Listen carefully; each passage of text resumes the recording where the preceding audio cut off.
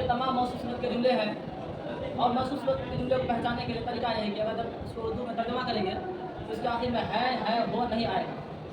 موصوف اس کو کہتے ہیں جس کے بارے میں بولے جائے، اور صفت اس کو کہتے ہیں کہ اس کی اچھائی یا برائی بیان کی جائے، اس کو صفت کہتے ہیں، اور اس کو بنانے کا طریقہ بائیں طرف سے۔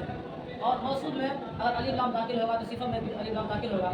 اگر موصوف واحد ہے تو صفت بھی واحد آئے گی، اگر موصوف تسنیہ ہے تو صفت بھی تسنیہ ہوگا، اور اگر موصوف جمع ہے تو صفت بھی جمع ہوگا، اور اگر غیر عاقل کی جمع موصوف ہے تو صفت واحد مؤنث لائیں گے۔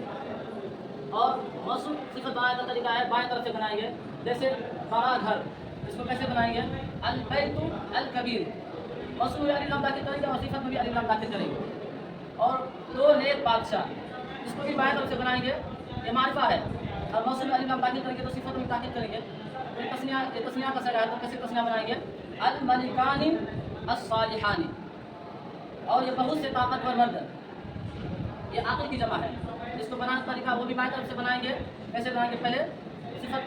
پہلے موصوف کو بنائیں گے، الرجال الاقویاء، دونوں میں الف لام داخل کریں گے، اور ایک موٹی عورت، یہ نکرہ کا صیغہ ہے، واحد مؤنث اور نکرہ کا صیغہ ہے، تو اس پر الف لام داخل نہیں کریں گے، جیسے امرأۃ سمینۃ، امرأۃ سمینۃ، اور بہت سے عاجز تر، یہ غیر عاقل کی جمع ہے، تر کے بعد عقل نہیں، اس کو بھی بائیں طرف سے بنائیں گے۔ جو صفت آئے گا واحد مؤنث آئے گا، اس کو کیسے بنائیں گے؟